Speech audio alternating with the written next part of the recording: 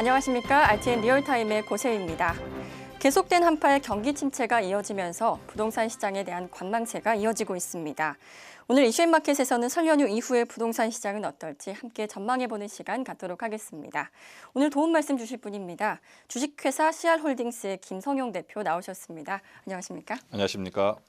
네, 얼어붙어 있는 부동산 시장 과연 설 연휴 이후에 살아날 수 있을지 궁금해하실 분들 많으신데요. 연초부터 서울 지역 아파트 매매 거래가 활발하다고 들었습니다. 어떻습니까? 그렇습니다. 이제 설 연휴가 지나고 좀 한 일주일 정도 지났었죠. 이제 지났는데 아직까지는 이제 설 연휴 이후에 아파트에 대한 매매 거래량이 활발하다고까지는 이제 보기는 좀 어렵고요. 일단은 이제 2월 달 들어오면서 이제 2, 3월 달이 이사철이죠. 이제 이사철인데 1년 중에 이제 가장 매매 거래량이 빈번하게 일어난 데가 이제 2, 3월 달 아니면 또 8월 달을 지나서 이제 9월, 10월 달 두 시기를 가장 이사철에 의한 수요가 증가하면서 한다고 하는데 결론적으로 봤을 때는 이제 2년 전에 계약했던 전세로 계약했던 분들 자체가 이번에 이제 그 전세 계약이 끝나면서 매매 거래량, 매매 시장으로 약간 좀 넘어오는 그런 수요가 좀 있는 것 같습니다. 그래서 아파트에 대한 부분에 대해서 매매 거래량이 좀 증가하고 있다라고 좀 볼 수가 있는데요. 한번 이제 CG를 보고 말씀을 드린다면은 2012년부터 봐서 16년까지 이제 5년간 볼 수 있는 이제 거래량을 가지고 말씀을 드려보겠습니다. 2012년 같은 경우에는 이제 서울 같은 경우에요. 거의 한 7,565호 정도가 거래가 됐었는데 2010년 12월이죠. 지난해 12월 같은 경우는 이제 9,654건이 거래가 됐거든요. 결론적으로 봤을 때는 2012년도 대비해서 2016년도에 약 한 27%포인트 정도는 좀 증가했다라고 좀 말씀을 드릴 수 있습니다. 그런데 우리가 여기서 한 가지 이제 눈여겨봐야 될 부분이 다른 도시죠. 부산, 대구, 광주 같은 경우를 이제 볼 수가 있는데 부산 같은 경우는 2012년 기준으로 해서 본다면은 거의 한 5%포인트 정도는 하락했거든요. 그리고 대구 같은 경우에는 63%가 지금 하락했습니다. 감소했고요. 광주 같은 경우도 본다면은 거의 한 36%포인트 정도가 그 감소한 걸로 볼 수가 있는데 참 예외죠. 이런 부분이 어떻게 본다면은 이제 부산이나 대구 같은 경우에는 주택 매매 거래량이 뭐 빈번하고 분양 열기가 좋아서 분양 가격이나 아니면 매매 가격이 거의 그 뭐 증가한다. 굉장히 그 최고치에 갔다라는 말이 있는 게도 불구하고 아파트 매매 거래량은 하락한 것을 좀 볼 수가 있는 부분입니다. 근데 이제 다른 도시에 비해서 서울만 증가한 것을 볼 수가 있는데 이러한 것을 본다면은 결론적으로는 이제 투자 수요보다는 실거주 수요가 매매 거래량 부분에 대해서 좀 그 했다가 넘어왔다. 그래서 실거주 수요에 대한 매매 거래량이 증가했다고 볼 수가 있는 부분이고요. 다른 도시를 계속적으로 한번 본다면은 대전, 울산, 경기, 제주를 볼 수가 있죠. 근데 여기서 한 가지 우리가 봐야 될 부분이 이제 대전 같은 경우에는 2012년 2,449호에서 2016년에 2,111호로 거의 본다면 한 14%포인트 정도 지금 감소했습니다.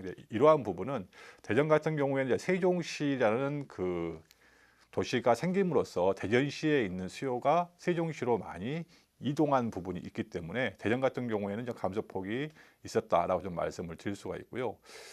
한 가지 좀 눈여겨볼 부분이 제주시죠. 제주 같은 경우에는 2014년도부터 시작해서 부동산 열기를 이어가고 있고 선도적인 지역이다라고 이야기를 많이 하는데 2012년 12월 달에 아파트 같은 경우에는 812호에서 2016년 같은 경우에는 379호로 무려 54%에 대한 아파트 거래량이 좀 감소했거든요. 이러한 부분 본다면은 제주도도 아파트보다는 토지를 중심으로 해서 거래량이 좀 증가하고 있다라고 좀 말씀을 드릴 수 있을 것 같습니다. 네, 이렇게 서울 지역 아파트 매매 거래량이 증가하고 있는 이유를 좀 전에 실거주 수요가 증가했기 때문이라고 말씀해 주셨는데요. 이 부분에 대해서 더 자세하게 분석 부탁드립니다. 그렇습니다.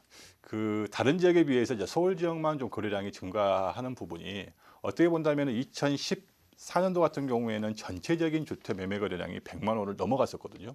그리고 이제 15년도 같은 경우는 108만 호를 넘어갔었고 지난해 같은 경우에도 거의 그 수치에 육박할 정도로 매매 거래량이 많았었는데 그럼에도 불구하고 서울시를 제외한 다른 지역 같은 경우에는 이제 거의 감소폭을 보이고 있는 것이고요. 서울만 증가폭을 보이고 있는 부분인데 이런 부분을 본다면 제가 앞서 말씀드린 대로 실거주 수요자들에 대한 중심으로 해서 거래량이 발생이 됐다라고 하는 부분은 결론적으로 경기나 아니면 부동산 시장 자체가 굉장히 좋아서 투자에 의한 아파트 수요가 증가한 것이 아니고 결론적으로는 먹고 살기 힘들다는 거죠. 다시 말씀드린다면은 전세 가격에 대한 상승 자체가 거의 뭐 한 150주 가까이 지금 계속 지속적으로 증가하지 않았습니까?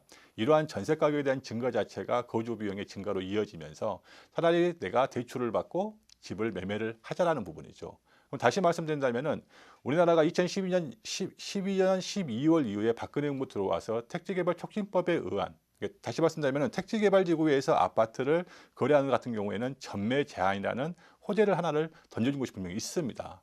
그렇기 때문에 단기적인 투자 수요나 아니면은 뭐 단기적이 아니고 장기적으로 투자를 본다고 하더라도 택지개발지구 내에 있는 아파트 같은 경우는 굉장히 아파트 분양가가 저렴하거든요. 그렇기 때문에 그 이외의 실거래 수요자, 다시 말씀드린다면은 자금이 그만큼 많지 않고 주거 비용에 많이 좀 쫓기는 그런 취약 대상들이 그 아파트를 중심으로 해서 좀 매매를 좀 많이 했다라고 좀 말씀드리기 때문에 뭐 결론적으로 봤을 때는 5년 사이에 아파트 매매가 늘었다는 그 이유는 투자 수요보다는 주거 비용 상승에 의한 실거주 수요자가 증가했기 때문이다라고 좀 말씀을 드릴 수 있을 것 같습니다. 네. 설 연휴 이후에 분양을 서두르는 건설사들이 많이 늘어날 것으로 전망이 되는데요. 대표님께서는 올해 분양 시장은 어떻게 전망하십니까? 그렇습니다. 이제 분양시장 제가 앞서 말씀드렸었죠. 이게 분양시장과 우리가 그 보통 기존 시장이 있습니다. 기존 시장 같은 경우에도 우리가 금방 앞서 살펴본 것 같이 그렇게 좋지는 않았었죠. 그렇다면은 2014년도, 15년도 같은 경우 또 16년도까지도 분양시장이 우리나라 주택시장을 좀 선도했다라고 좀 말씀을 드릴 수가 있습니다. 하지만 올해 들어서 지난해나 2015년도에 선도했던 분양시장 자체가 올해도 선도하기 좀 힘들 것 같습니다. 다시 말씀드린다면은 우리가 지난해 분양가에 대한 청약이 많이 올라갔기 때문에 상승되기 때문에 11월 3일을 기점으로 해서 11.3 대책에 따라서 청약에 대한 제도를 다시 강화했죠. 규제 자체를 강화했고 금리 인상을 지금 앞에 지금 목전에 지금 두고 있습니다. 물론 한국은행에서 기준금리를 좀 동결을 시켰지만 미국에서 이제 트럼프 정부가 들어서면서 뭐 자국에 대한 보호 무역을 하면서 기준금리를 3회에 걸쳐서 점진적으로 뭐 올리겠다라는 부분 때문에 우리나라 입장에서도 어쩔 수 없이 기준금리를 상승할 수밖에 없는 입장이죠. 그래서 분양시장 같은 경우에도 금리 인상 또는 또 집단대출에 대한 부분을 허용을 하지 않기 때문에 제가 봤을 때는 올해 분양시장 많이 힘들 것 같고요. 청약시장 같은 경우에도 결과적으로 지난해 같은 경우에는 지방보다는 서울 시내 특히 과밀역세권 주변에서 재건축 아파트나 아니면 택지개발지구 지역 내에 있는 아파트 분양권이 굉장히 좀 선도적이었고 좋았었거든요. 하지만은 올해부터는 이러한 부분대에서 청약시장을 지역별로 세포적으로 이렇게 구분을 해서 규제를 하는 부분이 있기 때문에 지난해처럼 분양시장에 대한 부분이 뭐 좋다, 뭐 장밋빛이다라고 좀 말하기는 어려울 것 같고요. 하지만은 이제 서울 시내에 있는 재건축 아파트를 중심으로 나오는 그 물량 자체는 그 많지는 않습니다. 하지만은 강남이라고 갖고 있는 그 입지적인 특성 또 뭐 교통편이 일단은 편리하기 때문에 특수층이나 또 상대적으로 소득이 높은 계층을 하는 그런 그 마케팅을 한다면은 서울 지역 같은 경우는 괜찮지만 다른 지역 특히 이제 지방 같은 경우는 좀 많이 힘들지 않을까 그렇게 좀 예상을 할 수 있을 것 같습니다. 네, 이번엔 전세 시장 이야기도 한번 나눠보겠습니다. 2, 3월이 넘어가면 본격적인 이사철이 시작이 될 텐데요. 공급이 과잉이 되면 전세가가 내려갈 가능성이 있지 않습니까? 그렇습니다. 그런데 한편에선 설 연휴 이후에 재건축 이주 수요를 등에 업고 본격적으로 가격이 오를 거라는 이야기가 나오고 있는데요. 어떻게 보십니까? 전세 시장 참 재밌죠. 전세 시장 참 재밌는데요. 전세 시장이 우리가 글로벌 금융위기 이후에 전세 시장이 이제 급증을 했죠. 전세 시장이 급증을 했는데 급증한 지역을 본다면은 서울을 중심으로 했는데 서울에서도 강북보다는 한강 이남 지역이죠. 강남 지역이나 아니면 수도권 남부 지역을 중심으로 해서 전세 가격이 증가를 했습니다. 근데 이게 그렇게 증가할 수밖에 없는 이유가 서울 남부 지역이나 수도권 남부 지역 같은 경우에 서울 한강 이남 지역이나 수도권 남부 지역 같은 경우에는요. 결론적으로는 거기 사시는 전세로 살고 있는 수요는 언제나 주택을 매매할 수 있을 정도의 소득이나 자금을 가지고 있는 잠재 수요층들이거든요. 이게 잠재 유효 수요층들입니다. 근데 이제 이러한 분들이 금융위기 이후에 주택 가격이 떨어지기 때문에 하락한 부분이 있기 때문에 주택을 매입을 안 한다는 거죠. 그래서 그런 분들이 좋은 지역에 있는 전세 시장 지역을 전부 다 선점을 해버리고 거기에서 전세로 살고 있는 원래 전세 수요자들이 외곽 쪽으로 밀려나가는, 다시 말씀드리는 좀 필터링 같은 그 효과가 나타났다라고 좀 말씀을 드릴 수 있는 부분이 분명히 있습니다. 하지만 이제 올해 같은 경우에는요. 2012년 그 이후에 전세 가격이 증가하자 정부에서는 택지개발 촉진법에 의해서 공급을 증가시켰죠. 그래서 과잉 공급이란 말이 나올 정도로 아파트에 대한 인허가 자체도 많이 증가했었었고요. 아파트에 대한 공급이 많기 때문에 올해 들어오고 지난해 3, 4분기부터 시작해서 올해하고 내년 상반기까지는 입주 물량이 굉장히 많습니다. 많기 때문에 전세 시장 자체에 대한 그 물량 자체가 많아서 전세 가격이 증가하기는 좀 어렵습니다. 어려운데 이제 문제는 이런 문제죠. 다시 또 주택 가격 자체가 지금 주춤하고 있는 사이기 때문에 주택을 또 매입을 하지 않는다는 거죠. 그리고 또 금리가 증가하고 청약에 대한 제조 자체를 강화시켰기 때문에 다시 수요층도 분명히 증가를 하는 부분이 있습니다. 그래서 제가 보는 관점에서는 올해 같은 경우에는 전세 공급 물량, 전세 물량에 대한 공급 자체도 분명히 증가했고요. 수요도 분명히 증가를 했습니다. 그럼 과연 거기에 대한 균형점이 어디서 맞춰지느냐가 가장 큰 이슈인데요. 제가 봤을 때는 이제 서울이나 수도권 남부 지역 같은 경우에는 적정선에서 지금하고 거의 비슷한 수준에서 좀 동결될 수 있는 부분이 분명히 있고요. 그 이외의 지역 같은 경우는 전세 가격이 좀 하락할 것 같습니다.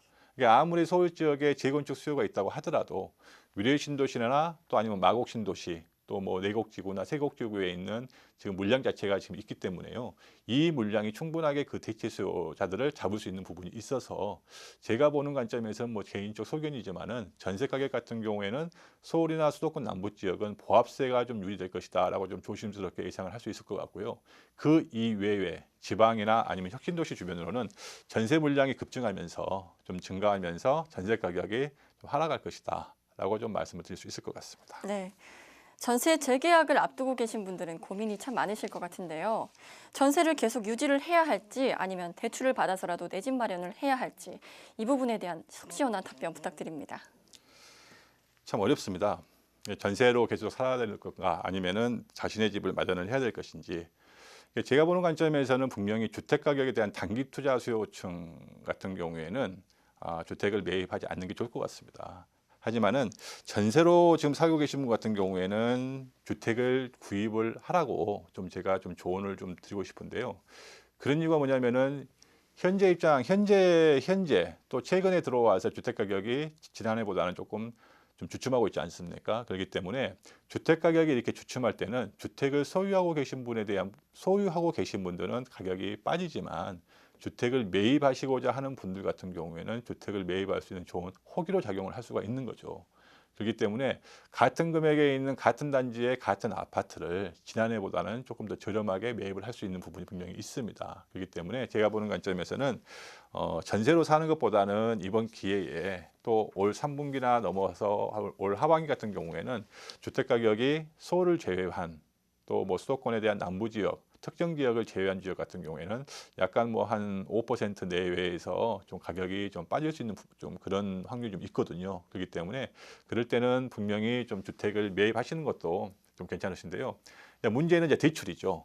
대출 부분에 대해서 대출이 얼마만큼 그것을 뒷받침해 줄 수 있냐가 가장 큰 건데 뭐 예를 들어서 무주택자들이나 아니면은 그 주택을 갖고 있지 않으신 분들이나 또 뭐 신혼부부나 생애 최초 주택 구입자 같은 경우에는 뭐 공용 모기지나 아니면 디귿도 같은 경우에도 지금 정부에서 기준금리를 소폭 상승을 시킨 부분은 있었지만은 지금 그런 제품이 있거든요. 그런 상품이 있기 때문에 그런 상품을 이용해서 아파트를 좀 매입하면 괜찮으실 것 같고요. 만약에 주택을 매입해서 갖고 계신 그런 그 유주택자 분들 같은 경우에도 본인이 선호했던 그런 지역이나 아니면은 내가 좀 가고 싶었던 그런 평수 예를 들어서 면적이죠. 그 면적을 좀 선호할 면적 자체가 조금 넓혀서 갈 수 있는 좋은 혹이다 또 기회다라고 좀 말씀을 드릴 수 있을 것 같습니다. 네. 작년에는 강남 재건축 시장이 굉장히 호황을 누렸습니다. 올해는 상황이 어떨지 궁금한데요. 재건축 심의 과정에서 통과하는 곳들이 생기면서 다시 호황을 누릴 수 있을 거라는 말도 나오고 있는데 어떻게 보십니까?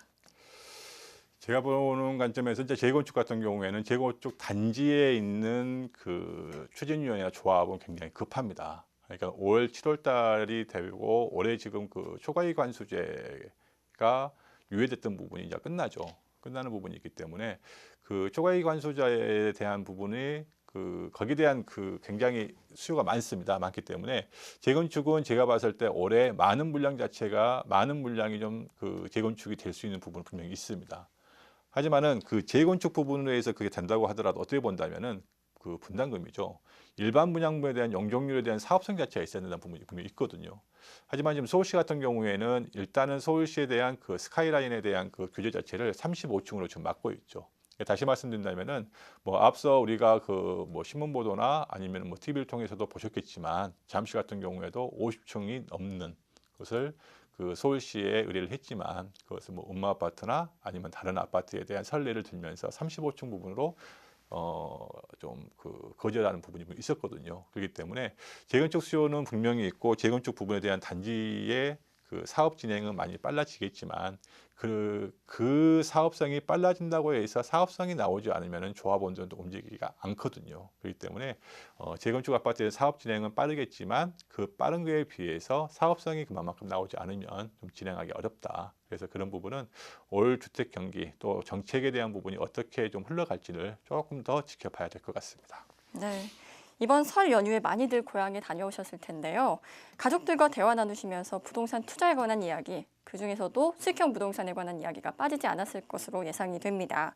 설 연휴 이후에 수익형 부동산 시장 어떻게 전망하시는지 궁금합니다. 그렇습니다. 이제 수익형 부동산이라는 게 다시 말씀드린다면은 그 부동산을 가고 수익을 내는 것을 이제 수익형 부동산이라고 말씀을 많이 하시죠. 그렇지만은 2014년부터 시작해서 한 3년 동안은 일단 주거용 수익 부동산에 대해서 좀 재미들을 많이 본 것이 있습니다. 이게 이제 전세 가격이 증가하면 상승하면서 오피스텔이나 아니면 뭐 고시원 아니면 뭐 1인 뭐 그 하우스 같은 경우에도 있었지만은 제가 보는 관점에서는 이번에 이제 그 금리 인상, 기준금리가 된다고 하지만은 제가 봤을 때는 지금 현재도 시중금리가 많이 인상된 부분이 있습니다. 당장 지난 12월 달에 대출을 봤을 때 시중금리가 거의 한 2%대 후반에서 3% 초반이었거든요. 근데 지금 같은 경우는 높은 데는 3% 후반에서 4% 초반까지도 좀 올라간 데가 좀 있습니다.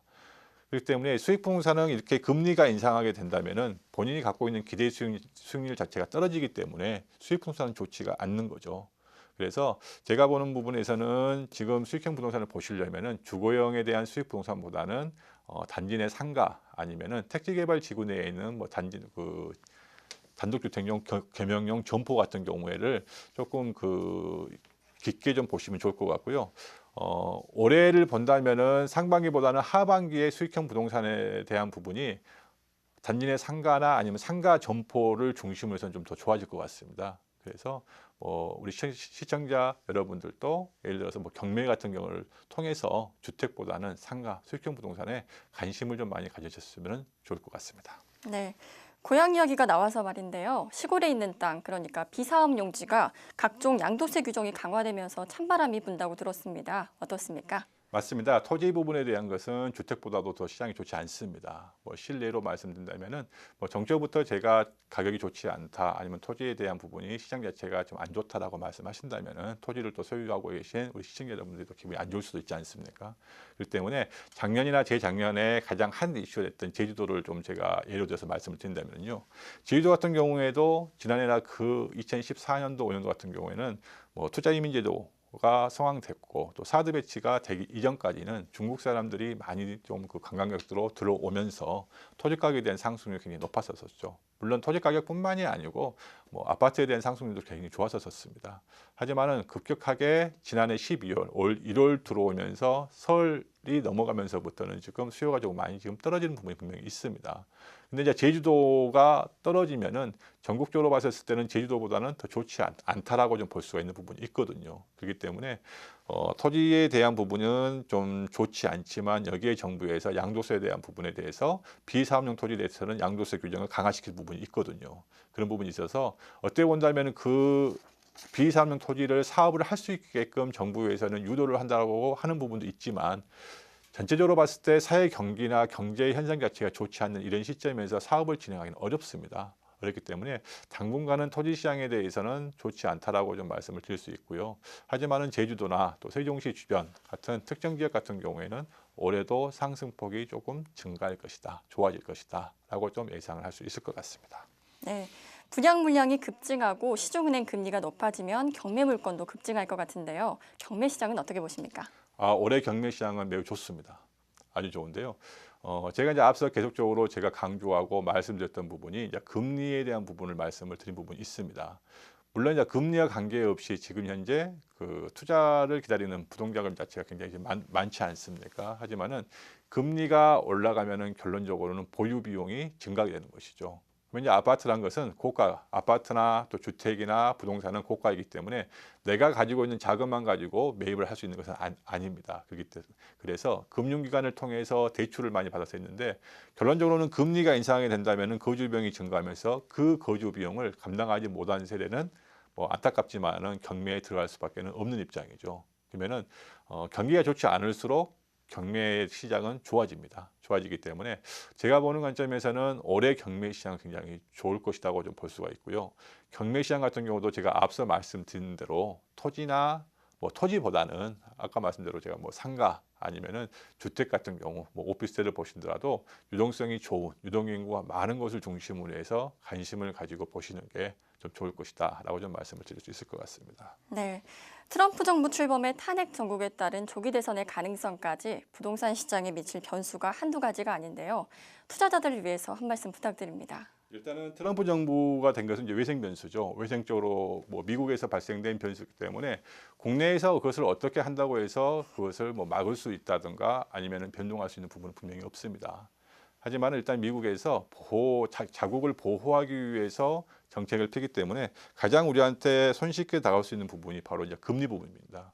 근데 금리가 미국에서 기준금리가 증가를 하게 된다면은 어쩔 수 없이 우리나라에도 금리를 인상할 수밖에 없는 부분이죠.